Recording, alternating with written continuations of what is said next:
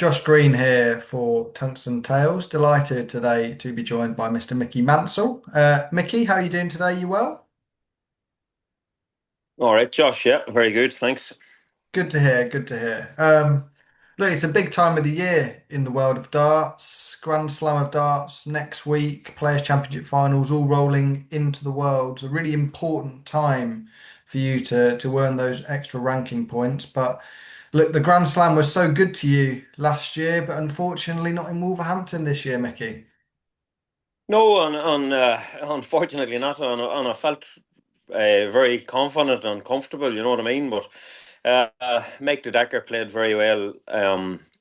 In saying that, I think he had 126 to go 4-2 up or something. I was sitting on a double, I think, or on a finish, and it sucked the life out of me. And he played well, and it was a good enough game. But. And then, unfortunately for him, he run into Connor Scott, who was, I think he had 400 averages or something like that. So, I disappointed, but look, I can't complain, I suppose. Yeah, last year was so brilliant for you in Wolverhampton. You really produced the goods when it mattered in that tournament. Did you feel like you should have been there back in Wolverhampton and you would have done enough throughout the year? Um, uh, well, I knew last year I had been playing well. In the build up till it, obviously, the results wasn't going my way, but I felt I had, my game was in a good enough place, and obviously going to the qualifiers, just something clicked that day. I played Matt Campbell in the first qualify and at 110 average, and it went on from that, and I beat Barnevelt and I beat obviously Gerwin to qualify, So I was going back with the same sort of confidence. I had been playing well this year, so I have some real good averages and consistent. I would say I'm probably more sort of consistent this year. And felt, as I say, I felt good. And I was looking forward to the qualifiers. I think if you've done well in a tournament, you've kind of always that Yeah. sort of self belief that it's going to happen again. You know what I mean? Coming the second time around. Yeah. But I mean, in more positive news, you're in the Players' Championship finals, nicely up in the Pro Tour of Merit in the World Championships inside that top 40 as well. Yeah. Um, they've got to be real positives for you that you're in those tournaments, and especially with the raised prize money at the World Championships, it's an opportunity to make up for the missed prize money in the Grand Slam. Yeah, definitely. I think at the start of the year, every player, bar outside the top 32 is, you're looking at the end of the year, the Players' Championship and obviously the World Championships, the two main goals to aim for throughout the year. And like last year, I was getting into the last two Players' Championships, and I think I needed two games to get into the Worlds, and I won them. And I didn't play in the qualifier in the Players Championships last year. I didn't qualify for them, so I didn't. So that was a goal this year, obviously, to get into the Players Championship, which thankfully I'm reasonably in it. So I'm on, as you say, the World Championship. I'm well placed in it, and looking forward to it. After the last couple of years that I've been in it, and the eventful games that I've had. Those matches in Wolverhampton, did they give you a real taste for I guess, the limelight and being in the spotlight on TV and being in those big occasions and give you that want and desire to be in more of them?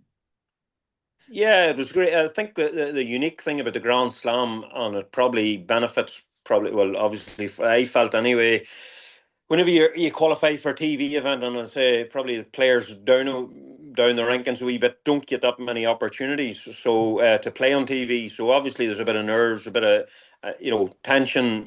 If you haven't played, like if you look from the start of the year, probably you have the UK Open, and if you don't get in, the top players is playing on the Pro Tour to get into the Grand Slam, or sorry, the match play. It's usually nearly the same players that play in the Grand Prix.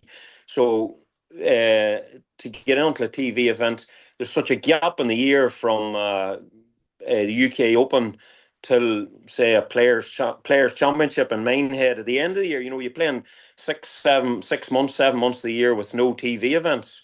So whenever you do get that opportunity, obviously there's going to be, the stage presence isn't there, So where the Grand Slam was a wee bit different, you were in the group stage, knew you were going to get 3 games on TV, on to get your feet on the ground and work your way into the tournament. It wasn't uh, the be end and end all if you lost the first game, where in any other tournament you lose the first game, you're out.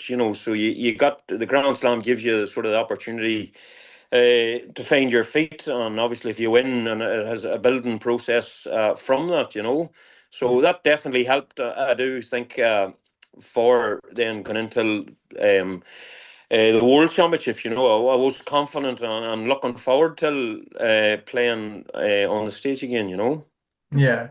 One thing I remember from Wolverhampton last year is there was a little bit of a back and forth between you and James, I guess, in interviews. What do you remember about that? And have you sort of kissed and made up with James? Uh, I well, what I remember, he doesn't remember me. That's all I remember. Look, it's a kind of one of them sort of things, tongue in cheek. You can take it whatever way you want. You know what I mean? Look, James is James, and I have too many other things going on in my life to be worrying about James. You know what I mean? So there's nothing of it. Obviously, the draw has worked out again. You know what I mean? But for the Players' Championship, but to be honest, it's just another game. I'm not. I'm still doing my thing and the way I do it, and that's it. You know what I mean? So, uh, whatever James' take is on the day, so be it. I was going to say you seem fairly inoffensive. I don't think any other player has had any issues with you from the outset as such. Is there anything you can put your sort of mind on what it would be that he had a problem with? Not, I suppose. Look, I suppose James looking at the group, thinking, you know what I mean. He would have been expecting to beat me. You know what I mean. The first game, and obviously then the game before it. I think I can't remember right if Luke Humphreys played Ruby John first. So Mm. probably Ruby John beat Luke. So then obviously the group would have been open, and James probably thinking he had an opportunity here to top the group, and maybe whenever I beat him, the whole obviously the thought process was totally different after that. Yeah.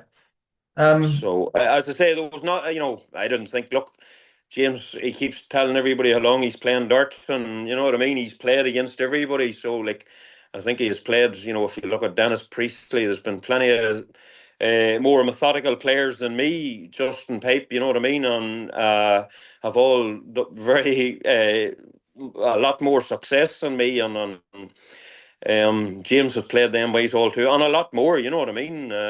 So look, I think the pace of the game.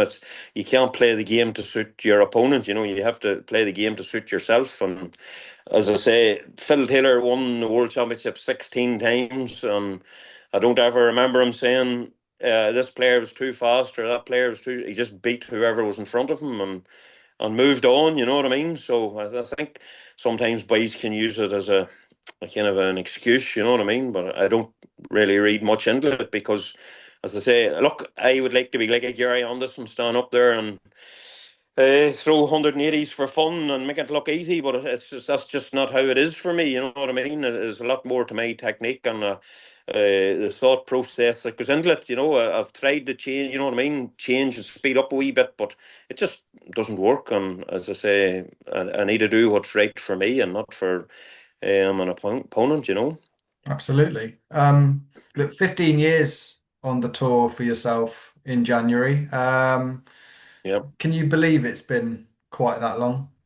No, definitely not, Josh. And like I remember, I won the tour card. Whenever I won the tour card in January, I'd qualified for the Tom Kirby. I'd won the Tom Kirby and got me obviously a World Championship place in the qualifiers, which unfortunately that place is not available now. But like it was a Mm. great opportunity to get into the World Championship. So I was literally coming from playing darts in a pub league, won that tournament and got me into the World Championship. And I think it was 3,500 or something. And I said I would give Q School a go because that was the very first year of Q School. and like I was no name player compared to some of the players that was there. Chizzy was there, John Henderson. You had James. Boys that was all had made a name for themselves in the BDO sort of environment, and ended up winning a Turk yard. And it was like, what do I do here, sort of thing. And I was paying my own way. I was, I had a wife and I had three very young children at the time, and again, not a lot of people. Not, I wouldn't say not a lot, but not everybody remember. We were paying to be on the tour. We were Mm. paying. It was £100 a tournament. So for the first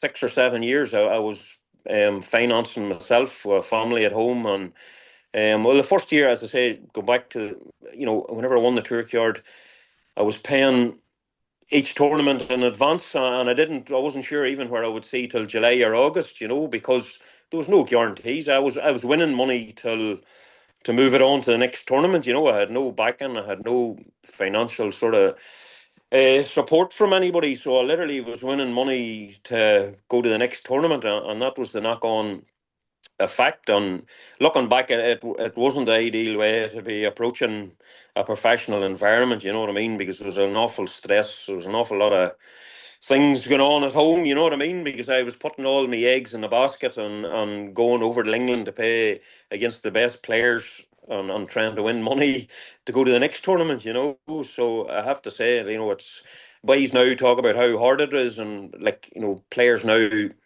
I would say anybody coming, boys now is sponsored on the Challenge Tour. Nearly everybody on the development tour is sponsored. There's no entry fees. A lot of it is stress free. Boys is making it bigger than it is compared to 7, 8 years ago. You know what I mean? It was a different scenario where you had to pay to be on the tour. So and as I say, the sponsors weren't as frequent. You really had to be performing well for to catch the eye of somebody to kind of take you on. We're now, as I say, Jesus, lads now sponsored, as I say, in the development tour. There's lads at 14 and 15, you know what I mean? It's coming left, right, and centre now. So it definitely is it's some help, and it's an awful advantage. So, as I say, I had a tough, and I didn't, it literally was moving from one year to the next year, getting the World Championship. And as I say, it had I'll give it a go to see to this year how it pans out. And to be honest, that's nearly how every year has. I didn't last year, probably in the middle of it. I would have been thinking I need a game or two in the World Championships to hold my turkey yard. Mm. And probably even not thinking out loud too much, but even the seniors tour sort of thing. And then all of a sudden, come the Grand Slam, them thoughts all change completely. So uh, I definitely didn't think I was going to be here as long as I am. I couldn't, as I say, there was definitely no guarantees from my side of it, and there was no sort of backing. So I've played my way to be here. You know what I mean? So Um, still hanging in.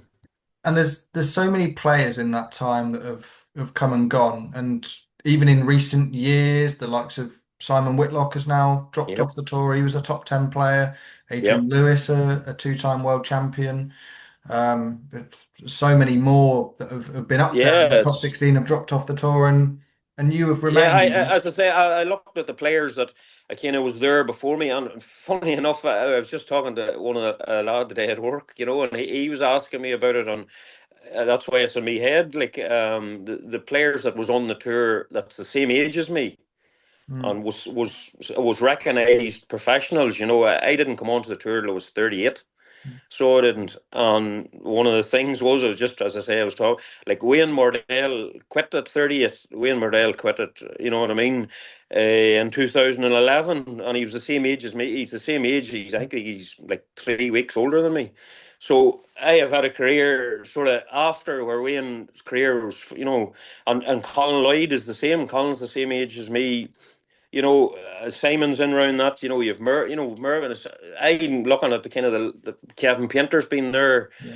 You look at Wes Newton, Mark Webster, all even fellas younger. That and all top players. Premier League players.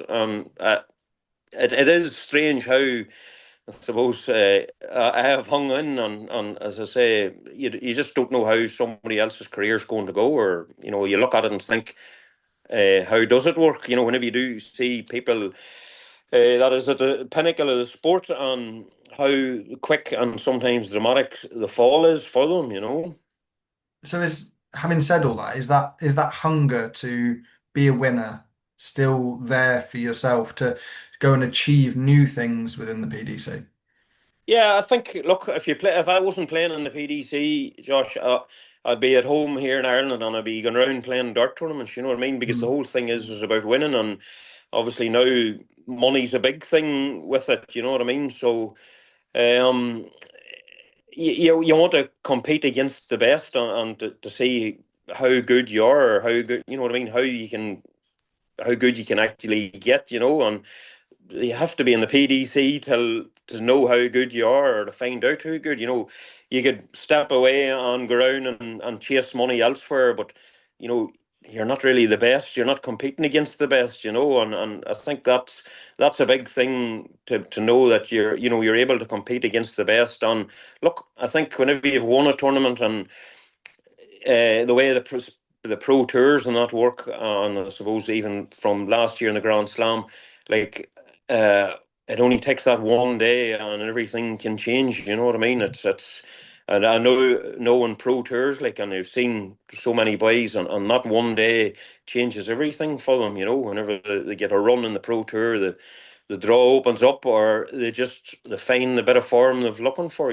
So it's always there, you know what I mean? And the belief's always there that, that day is still there, and it can still happen. No, that's brilliant. Really appreciate the time today, Mickey. Been really insightful speaking to you, and yeah, hopefully we No. can catch up at Ali Pali, and I'll see you in North London. Yeah, no problem, Josh. Thank you very much. Thanks a million.